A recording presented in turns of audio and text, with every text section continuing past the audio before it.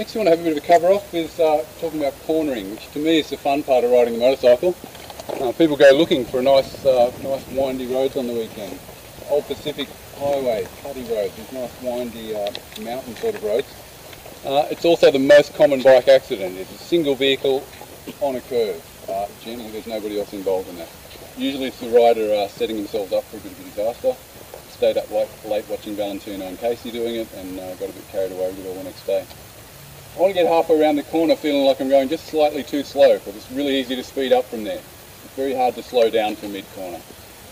We also need to actually slow down more at the beginning of the corner than it sort of feels natural to at first. I'll come back to that. So we've got this uphill left-hander with quite a few things going in our favour. It's a nice, dry, clean surface. It's uphill, which is also always a lot more confident than downhill. Downhill, Galston Gorge, all those hairpins, fairly uncomfortable. Wiseman's very likewise. So it's uphill, it's a left-hander, which gives us that positive camber that we were talking about in the room at the start of the day. So quite a few things going in our favour here, and it's also very clear. The vision's really good through the inside here, which is a bit unusual really on corners.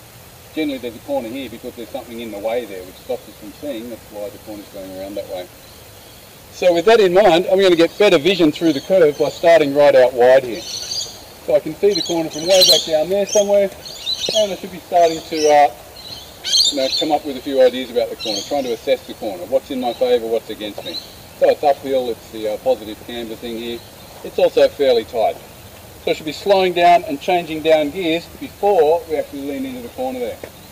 I don't want to be halfway around the corner and using the brakes, or changing down a gear, which is sort of effectively the same as using the brakes, with the bike leaning over. Bike upright, lots of grip in the middle of the tyre. Get our braking and our gear changing done before we actually hit the little curve there. I want to slow down to the point that I can actually drive the bike through the corner with a little bit of positive throttle. I'm not saying I'm going to accelerate from this point through the corner, but I want a little bit of power on driving the bike. What we tend to do sometimes is sort of come up and at the very last minute we shut the throttle and drag the brake through the corner, sort of slowing down the rest of the way through there. I actually want to slow down before the corner so I can use that positive throttle through there. For this bike it would certainly be first gear. For any of these bikes it's going to be first or second gear from this one. Get it all sorted out nice and early, and then all you've got to think about is actually enjoying the corner. Starting right out wide, the same as we were talking about down the bottom there. Starting wide gives me maximum observation through the curve. I can see a lot further around the corner from here than I would be able to from there. Starting wide also makes it into less of a corner. Start from on the inside there, I've got to turn very tightly. Start from right out here, I've made it a much less acute sort of angle. Unless there's a car coming out of the corner, I wouldn't want to be on top of the centre line if there's a car coming. I'd move away a bit and I'd slow down a little bit more to compensate for that. If there's no one coming, this is where I'm going to be. This is also pretty much where I'm going to be all the rest of the way back around there on the straight sections. If there's nothing else going on, I'm going to be in what would be the right-hand wheel track for a car. That puts me well away from the vegetation and the stuff on the left, which is more likely to have a surprise. Might be an animal, might be somebody coming out of a driveway or something. All those things are more likely to come out of the left-hand side. So my general default position in the lane is going to be over on the right here. Right-hand wheel track for a car. Unless there's a car coming towards us, then we move away and move back out when we can. There's no car coming through this corner. I'm going to start right out wide here and I should be off the brakes by about that point. Should be in an appropriate gear and at an appropriate speed. And then looking for the next arrow, which is the middle of the lane. Middle of the curve, middle of the lane. So now we're buffering away from this head-on zone, where cars or bikes are going to tend to cut the corner here. Our lines have been repainted recently. You can see they're all already starting to wear away in this middle part of the curve. Before they were repainted, what we had was a double line which faded away up there somewhere and faded back in on the other side of the corner. People will tend to routinely cut this part of the curve. So I don't want to be right out here somewhere where I'm potentially going to meet that person. A bike will do it too. The bike will come around with the wheels on the right side of the line, but the bike and the rider and everything else is hanging over into that head-on zone. I don't want to meet that person, so middle of the curve, middle of the lane. Buffering away from the head-on zone, but not getting in here yet. And this is probably the most common mistake. Everybody tends to get the starting wide part fairly easily, but we turn in too early. Really commonly, we turn in early because we're worried about running wide on the exit. We think, oh, I'll turn in a bit earlier, that'll just give me something up my sleeve. What turning in early actually does is it sets me up to go this way. If we turn into the curve early, we're going to tend to run wide on the way out of the corner. Middle of the curve, middle of the lane. We're buffering the head-on zone, but we don't want to be in there yet, otherwise we're really setting ourselves up to go wide. wrong side of the road, or in the other direction it's off the road.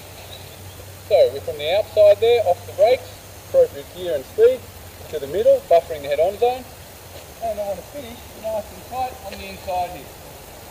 Finishing tight on this curve sets me up to start that one in the other direction. Usually after a left-hand corner, the next one goes right. So if I finish tight here, I can start wide for that one. If the next corner went left again, I'm also in a position I can adjust very easily. The bike wants to go back over there. So from here, it's really easy to move back out that way. If I'm over there, it's much tougher to pull it back in this way. We've got to lean over further and it all gets a little bit tricky. So finishing tight gives us something up our sleeve. Sets us up for the alternate corner, puts it in a position we can adjust easily. It also gives us the rest of our lane to make a bit of a mistake in, or to straighten up and get on the brakes.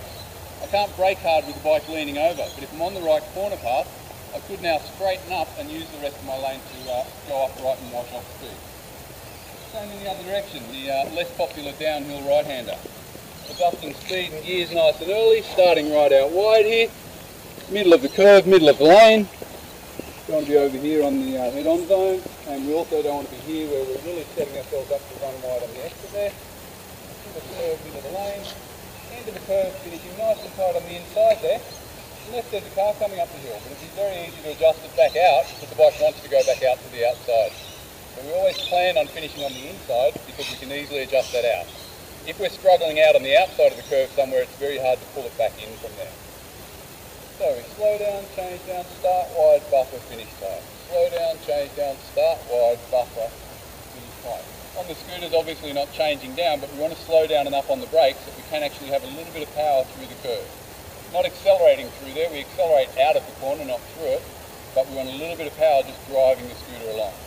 The bike's always more stable with a little bit of power driving it rather than closing the throttle and posting through there. The other thing we can think about it here is shoulder in and turn your head. Look right through the curve and put your shoulder to the inside there. If you put your shoulder in, the bike actually stays a little bit more upright. You're staying more in the middle of the tyre. If you lean your body more, you lean the bike less. If you sit straight up and down on the bike, everything has to lean over further. A little bit more me lean and a bit less the bike lean keeps me in the middle of the tyre. I've got more grip. It means I could lean the bike over further if the corner tightened up and I had to lean over further. It also means I've got, on a very wet, slippery day. If it's really wet and slippery, I try and lean my body a lot and the bike as little as possible. Keeps me in the middle of the tyre where there's a little bit more grip for me. So we adjust our speed in a straight line, set up that body position, shoulder in, turn your head, sitting well forward, holding on with your knees. From the outside to the middle to the inside. Start wide, buffer, finish tight. If you just watch on the inside of the curve here, I'll just do it a couple of times in each direction. And then we'll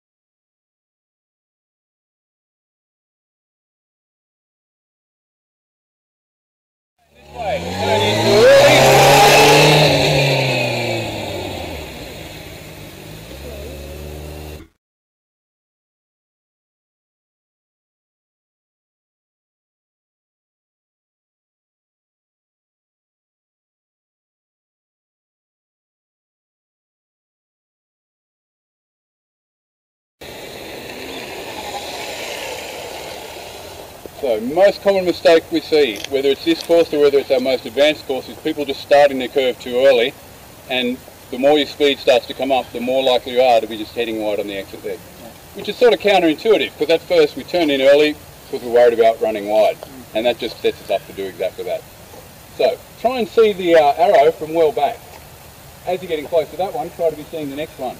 As you're getting close to this one, try to be seeing the next one. Try not to be looking at that one, it's just gone under the wheels because it's already 10 feet behind you. Try to be looking at the one out in front of you all the time. Head and eyes up, looking through the curve, a little bit of shoulder in, off the brakes before you tip it in. But even on the scooters, there's a little bit of... Oh, definitely. A scooter will actually scrape more easily than a manual motorcycle will. It's actually closer to the ground, so I can actually, the scooter, I can scrape through this curve a lot easier than a motorcycle, just because everything's closer to the ground there. Yeah, I'm not going to put my knee down Casey Stoner style, but a little bit of shoulder in. Yeah. At a more advanced level, you even slide your bum across in the seat a little bit. You can still keep your knees together, but you can have more weight on the inside there. Come back and do a more advanced course after you please. We'll use the full circuit and get a bit more adventurous down the other end there.